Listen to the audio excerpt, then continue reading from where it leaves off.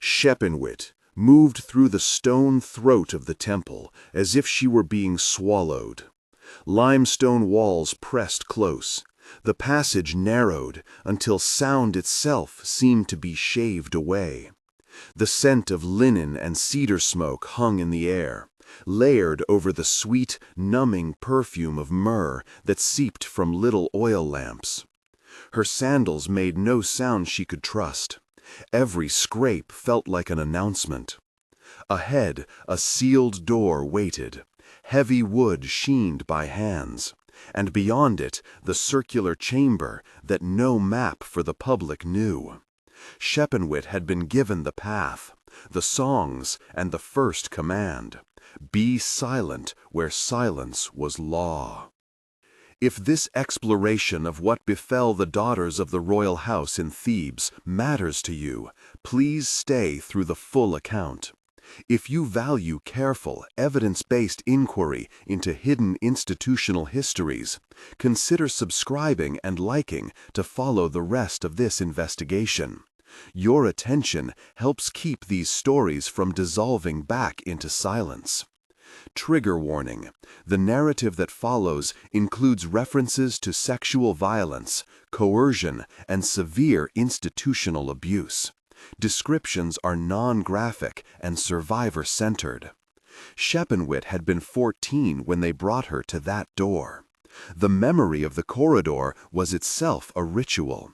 The linen wrapped at her wrists, the copper comb that had shaved the outer fringes of her hair until her scalp felt raw, the leopard skin cloak that priests draped over her shoulders as though handing her a role rather than an identity. In the chamber, stone curved around a basin of natron. The basin's rim was worn by offerings, not by comfort. Priests moved with the language of ceremony, low voices reciting the phrases that made a marriage to the god appear as both sacrament and legal instrument. Shepenwit's own name was smoothed into the register of consecration, while a scribe bent over papyrus to make it official. The ritual would render her a wife of Amun, which, on the surface, bound the royal family to the god's favor. Beneath that veneer, a set of administrative practices had been grafted to the rite. Adoption clauses, estate transfers, rotational staffing lists, and sealed orders all turned the spiritual into property management. The initiation that night combined the holy and the hidden. Priests lifted thinned linen and burned resins. A basin of natron was set near her feet, as if to baptize away a childhood she could not consent to. The ceremony's public face, songs, gestures, the placing of the jeweled diadem, followed within hours of a closed sequence that the temple kept from any formal record of the court. A private presence, the renewing that functions we now recognize as a means of control. Shepenwit later remembered only fragments: the sensation of surfaces, the way light from a single lamp cut the darkness into a coin, the priest Montahat's voice flat with authority, an order that her silence be perfect as the stone. She did not, and could not, name the full sequence in anything like legal terms. The temple's language reframed the acts into devotion, and the records that mattered to power were the ones that spoke of titles, revenues, and duties. Archaeological evidence, when read together with administrative papyri, suggests how neatly the machinery fit. The God's Wife institution, by the first millennium BCE, an entrenched office at Karnak, sat astride both cult and property. Estates assigned to the office produced grain, cattle, and labor services. Sealed lists in the archives show names of estates assigned to royal women whose living arrangements were then controlled by temple administrators. The adoption mechanism was an instrument. By declaring a royal daughter legally adopted to the god, the court and the priesthood could move control of her person and her future entitlements into a bureaucratic jurisdiction where priestly managers wielded the authority to arrange marriages, households, and movements that suited the temple's interests. The same papyri that itemized cattle and barley also contained lines, dry, juridical, that established the staffing rotations for attendance and the penalties for disobedience. Where political stability required sacrifice, the forms of administration supplied a vocabulary that made sacrifice orderly. Shepenwit's interior life tightened into a small, repeating set of gestures. In public, she performed devotion with a competence that surprised older women who had taught her the chants. Privately, she would place her fingers along the seam of a linen wrap and whisper a syllable wrong, just enough to make a priest correct her and thereby reveal the ritual's mechanics to a sister or a servant. A small act of sovereignty hidden under the cloak of obedience. These mispronunciations multiplied into an inventory of resistance. A fingernail left uneven, a robe slightly askew, a refusal to wear the heavy gold on unscripted days. She learned the estate accounts with clinical attention, turning the scrolls of numbers into something like a map of leverage. If the temple could see only entries, she thought, she could learn to rearrange them. Montuhat, the high priest, moved through the narrative with the composed administrative face of an institution. He was not a cartoon villain. He had been trained in recitation, law, and the balancing of offerings with debts owed to powerful families. For him, the consecration of royal daughters consolidated the temple's economic and political position. A god's wife with royal blood made the temple's holdings respectable and resilient. He framed administrative decisions as piety, and piety as public good. Within that logic, the coercive acts could be argued away. The adoption rendered a daughter a temple dependent, and dependency required supervision, which required restricted movement, which required controlled sexual access defined by priests and sanctioned by both Pharaoh and cult. A meticulous examination of skeletal remains from burials associated with temple households, when described by contemporary forensic reports, carries traces that specialists read as consistent with patterns of repeated physical stress and some healed injuries. Skeletal analysis can indicate repetitive workloads, healed fractures, and in some cases, pelvic changes consistent with childbirth, but it cannot, on its own, narrate coercion. When osteological evidence intersects with textual records of rotations of attendants and with plans of sealed chambers and tunnels, a pattern begins to emerge. The office was designed to institutionalize intimacy under the guise of sanctity and to move bodies according to economic necessity. The temple's discourses of purity and service provided the normative language that concealed those movements. There was a public moment to Shepenwit's fate that the court loved. Her dedication in the presence of Osiron III, the pharaoh who presented his daughter as a living bond between crown and cult. He stood restrained by ritual obligations and political calculation. The pharaoh's choice was not mere malice. Stability demanded alliances whose human cost the state rationalized into necessity. In the ritual plaza, Shepenwit wore the diadem and performed with a studied grace that convinced courtiers in the city that the god smiled on a secure dynastic order. Later, when nobles read the morning scrolls, the only entries that mattered were those that concerned offerings and harvests. This public face, photographed for posterity by the ink of scribes, sustained the narrative of continuity even as the private infrastructure did the work of dispossession. Tia's tribunal exposed the brittle seam where institutional legitimacy met the inconvenient fact of witness testimony. She had told a scribe about the way a priest lingered after the door was closed, about how girls who had once been daughters of the palace learned names for things they had not been taught by their mothers. The scribe, Amenhotep, attempted to file a complaint in the margin of a ledger, and the margin would not hold. The priestly council convened. Montuhat read aloud legal precedents. Other priests spoke in the measured cadences of administrators whose livelihood depended on the temple's continuity. Tia's words were reframed as personal instability. A notation was made, careful, bureaucratic, that she be reassigned and watched. The reassignment functioned as silencing. Far from a dramatized punishment, it was a redistribution that left Tia economically dependent and socially isolated. Resistance took many shapes beyond direct speech. Shepenwit's small mispronunciations, combined with administrative savvy, sometimes produced shifts in staffing that favored certain attendants.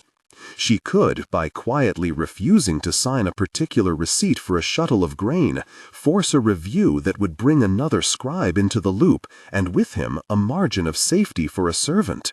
No public archive recorded such a gesture.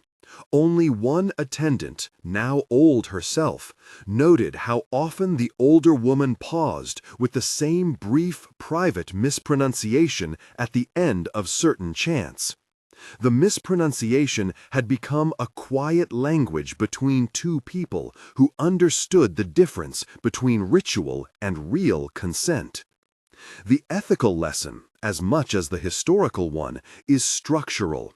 When religious vocabulary, marriage to the divine, sanctification, purity, is married to legal mechanisms like adoption, estate assignment, and rotation of staff, the effect is to produce a system where bodies become assets and devotion becomes a label for dispossession.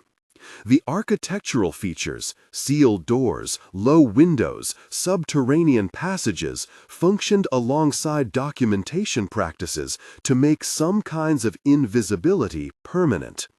Where the public archives retained a gloss of divine approval and orderly management, the private archives, scarred bodies, reduced autonomy, silent attendance, testified to cost.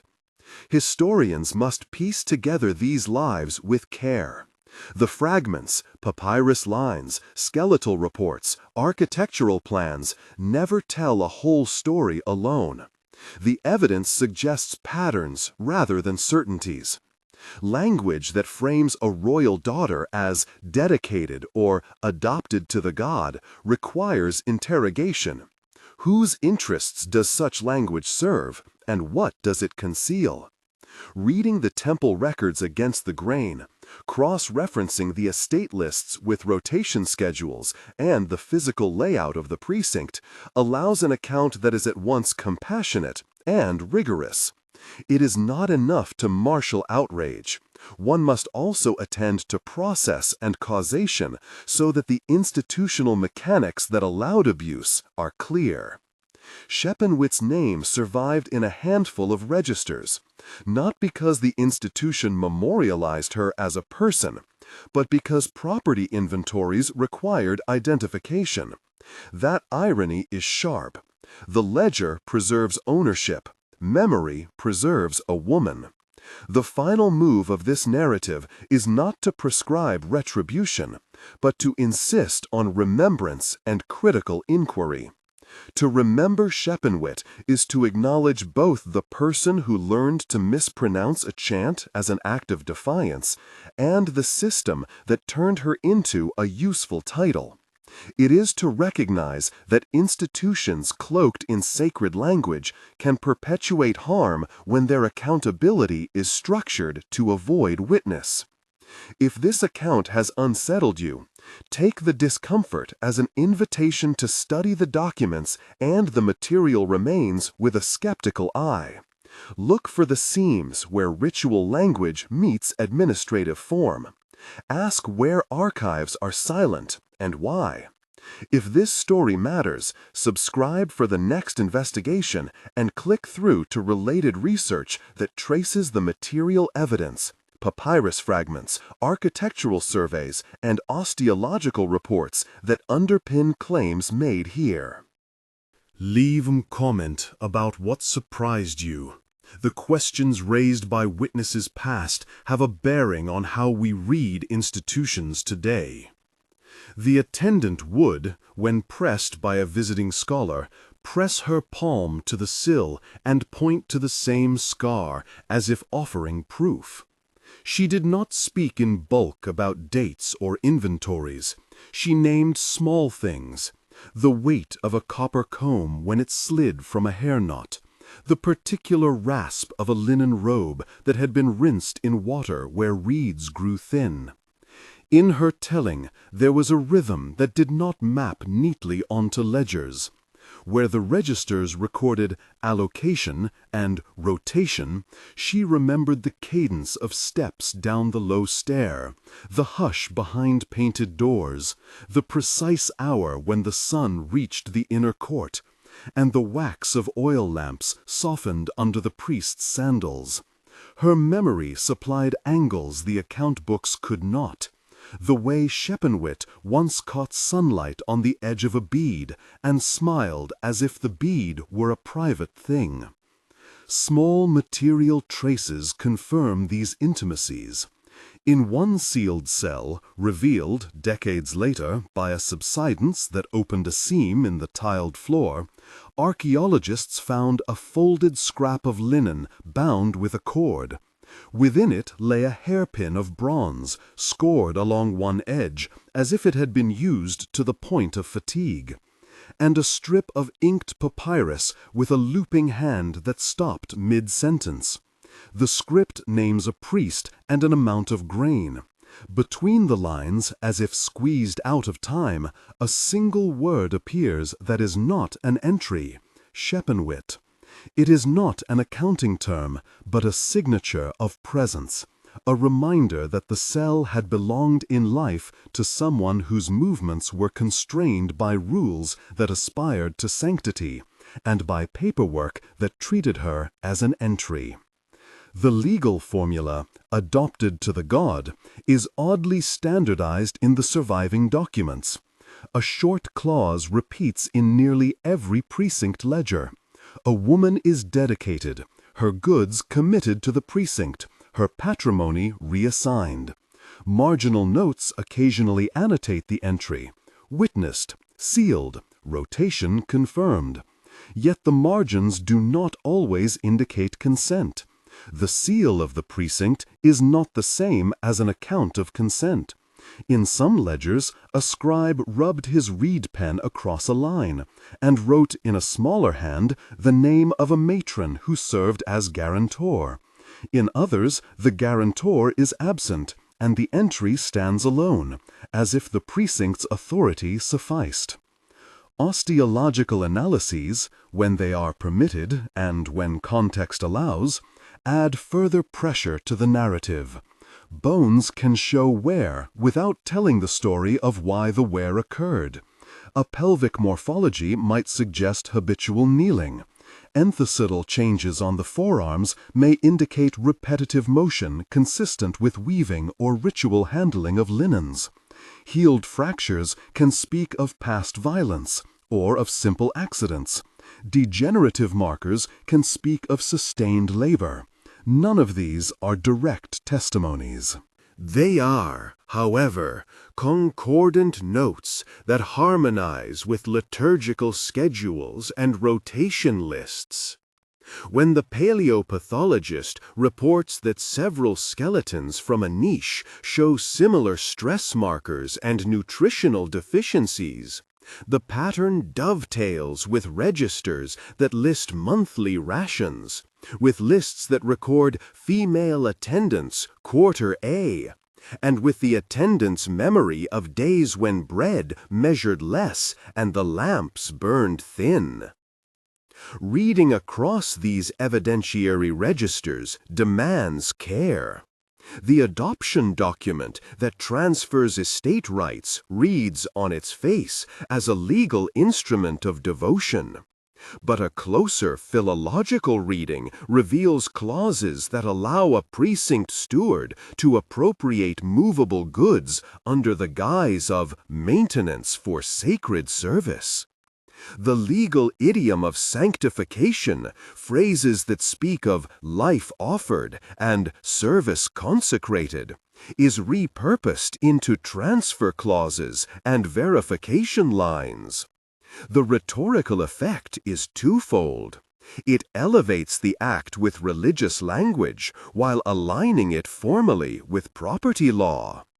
Where a lay family might bind daughters by dowry or guardianship agreements, the precinct's formula offered something different: the veneer of holiness over a set of administrative powers. This was no neat subterfuge invented by one generation. The phrasing is ancient, the apparatus layered through centuries, each priesthood adding its own rubric and each steward its own marginalia. That is one reason why change, when it came, arrived incrementally. Structural shift occurred not only by scandal or conquest, but by the slow accrual of exceptions. A steward refuses a transfer on a weak pretext. A matron builds a coalition. An outside ruler alters fiscal obligations. In those interstices, the lived experience of women like Shepenwit fractals into forms we can only approximate. There are, however, moments when the archives collapse into clarity. One fragmentary papyrus records a petition. A woman, identified only as daughter of Amenemhet, appeals to a council of elders to restore her patrimony. She writes of having been adopted to the precinct and of being refused the rights of her fathers. The petition sets out dates, names of officials, and a terse account of what she lost. It is both a legal pleading and an act of testimony, a voice that insists on personhood within the language of redress. Such documents are rare, but they demonstrate that within the precinct system there were recognized forms for complaint and retrenchment. The existence of these forms does not exonerate the system, but it complicates a simple narrative of total domination. It suggests spaces where resistance could be voiced, however precariously. What the small human artifacts teach us is less about institutional intent than about the interplay of practice and personhood. Shepenwit's mispronunciation, learned as a quiet signal, was not, strictly speaking, an open rebellion. It was an adaptation, a way to keep a remnant of self within a framework that insisted on external conformity. The attendant's memory of the mispronunciation is itself a kind of archive, informal, oral, and therefore easily dismissed by a bureaucracy that privileges ink on papyrus. Yet such intimacies matter. They reveal affective economies, how affection, solidarity, and dissent are expressed through small, repeatable acts. To reconstruct Shepenwit's life is to attend to these economies with as much fidelity as to the entries that list her as a line item. Museums and curators face an ethical decision when they display fragments of these lives. A bead, a comb, a threaded lamp ought not to be presented as curiosities divorced from context. They must appear with the conditions that produced them, the ledger notations, the rotation lists, the ritual calendars. To deny context is to render visible what has been made invisible twice. First, by the system that reclassified persons as property, and second, by the modern tendency to aestheticize the past without reckoning with its power relations. Exits that pair object and register, that let the attendant's voice sit beside the scribe's hand, make for a more honest encounter. And yet there remains a kind of grief in the archival reconstruction. Even where legal redress followed petition, the pace of restitution seldom matched the speed of dispossession. For many women, the change arrived too late to restore lost years to them. Memory, therefore, becomes the primary ethical obligation.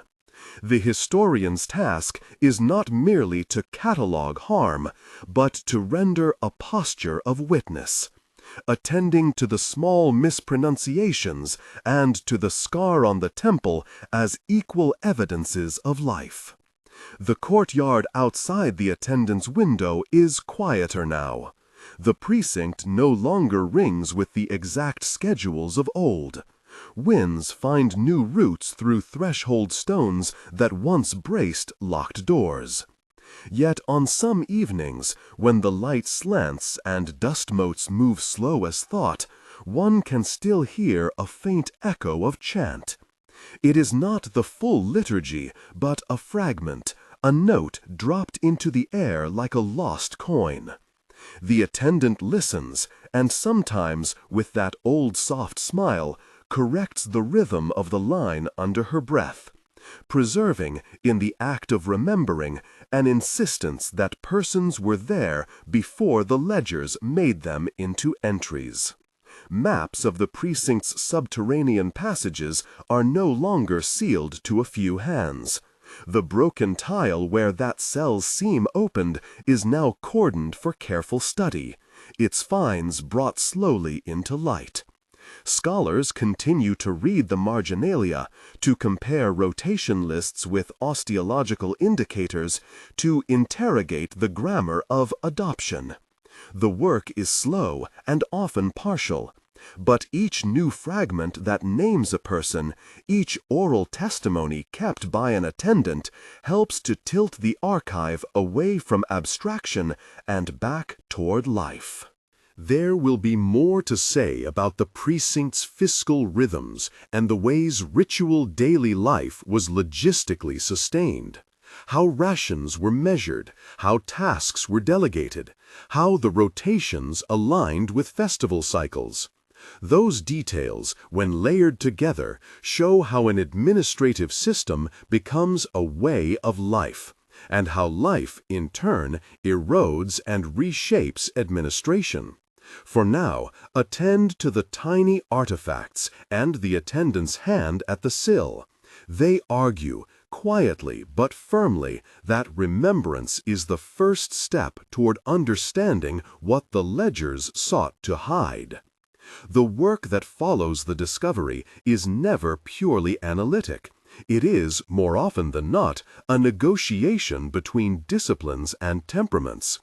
In one room, a conservator measures the desiccated weave of a tunic under magnification, notes the salt incrustation at the hem, and calculates how long it must have lain pressed in that particular corner of the precinct. In another, a paleographer traces the hand that added a marginal note and debates whether that person was a junior scribe copying under supervision or an itinerant clerk marking an errant entry. At noon, the osteologist lays out photocopies of femur and mandibular fragments beside the rotation lists and raises a thin finger at a recurrent abbreviation, an abbreviation that, when read against the isotopic data, tells a story of diet and constraint. These are small acts of reading that, gathered together, convert accumulation into narrative. Rations become, in this way, a language. Grain receipts stamped to show weight and quality are the grammar. The tokens that passed between clerk and overseer are punctuation. The lists that ordered tasks by name and hour, the rotations, are more than administrative convenience.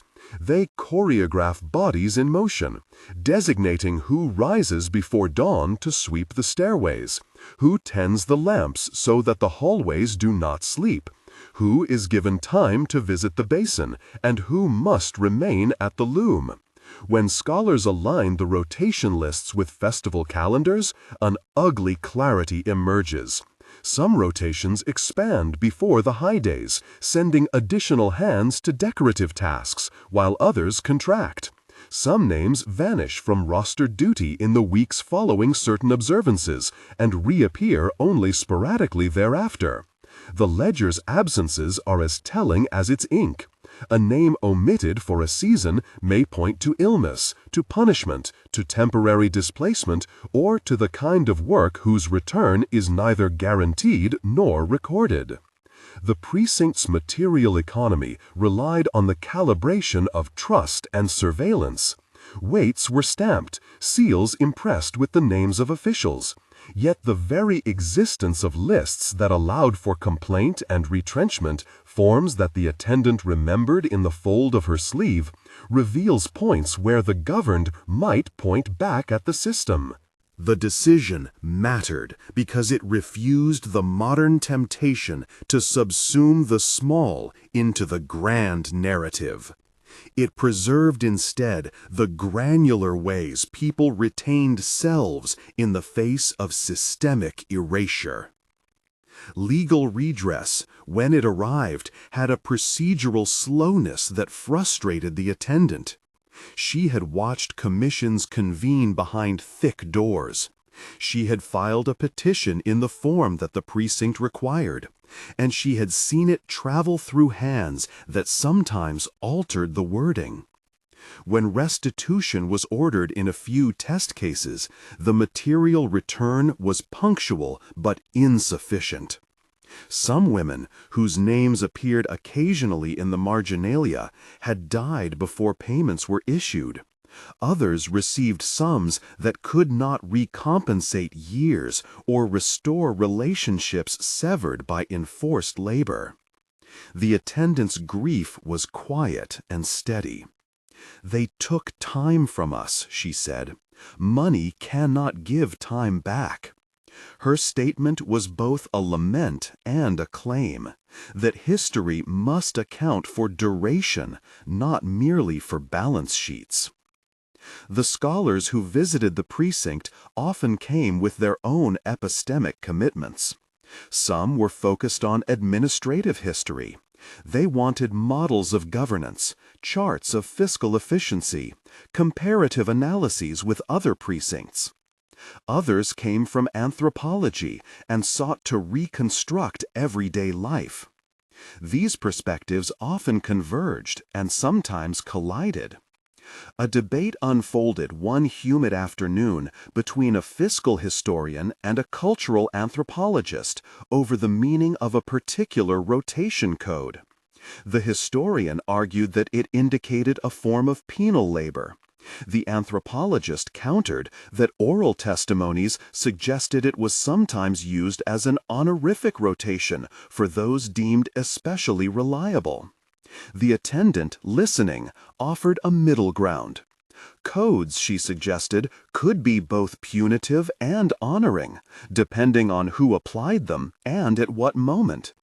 A rotation assigned in one year could become, in another, a refrain of favoritism. Power, she reminded them, is not perfectly legible. Fieldwork revealed the unevenness of remembrance. In certain quarters of the precinct, memory accumulated like sediment, thick with repeated liturgies and well-ordered lists. Elsewhere, memory scattered like wind-borne dust. The tile where Shepenwit's seam opened had been cordoned, its finds catalogued and photographed until even the smallest flake of soot had a number. Nearby, a courtyard stone bore a faint smudge, perhaps from a hand that once rested there, and it remained unremarked upon in many records, as if ordinary gestures did not merit the same archive as official acts. The attendant would pause when she passed that stone and press the pad of her palm to it, as though feeling for the ghost of a handprint. She taught young researchers to do the same. Don't only look for ink, she would say. Place your hand where hands have been. Teaching for the attendant was not merely an act of pedagogy, but of custodial inheritance. Guia de estilo e instruções para a síntese de fala. Você é um narrador, palestrante e autoritário. O tom deve ser firme e inabalável. Contexto de continuidade. A frase anterior era an act of pedagogy, but of custodial inheritance. Você está no meio de uma frase ou pensamento. Mantenha o ritmo e a força vocal sem quebrar a conexão. Haja como se estivesse transmitindo uma verdade fundamental. Fim das instruções. She met with graduate students under the shade of an old plane tree that had survived the precinct's reconfigurations. She read aloud from rotation lists and then, without judgment, offered the oral addenda that the lists lacked. Students learned to bracket their theoretical certainties and listen. One young researcher, after hearing the attendant's corrections to the rhythm of a chant, lingered and asked whether oral memory could be trusted. The attendant smiled and admitted that memory is both fallible and brave. It forgets, she said, and it also keeps. The trick is to read memory not as fact, which is always precise, but as testimony, which is always partial and therefore honest in its omissions. Academic work proceeded at the pace of patient accretion. Joint publications emerged from months of argument and rewriting. A volume on the precinct's administrative culture included chapters that paired ledger analysis with oral history transcripts and osteological charts. The editors insisted on cross-referencing these disparate materials so that no single discipline could claim total explanatory power.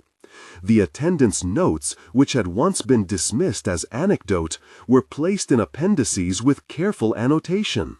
Her mispronunciations were included, her short marginalia printed in their original hand beside translation.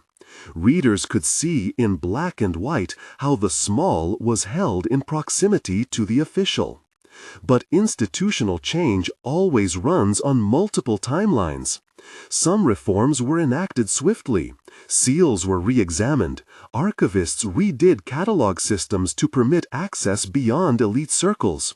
And the precinct's custodial staff were trained in conservation techniques.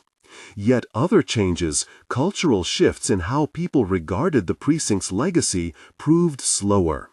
Tour groups appeared at the exhibit and sometimes treated the artifacts as curiosities. Teachers brought children who asked unguardedly for the nice bits of history. The attendant, watching from the side, often felt a mingled pride and sorrow. Pride that the stories were being told widely, sorrow that the telling sometimes simplified. There were moments that defied simplification.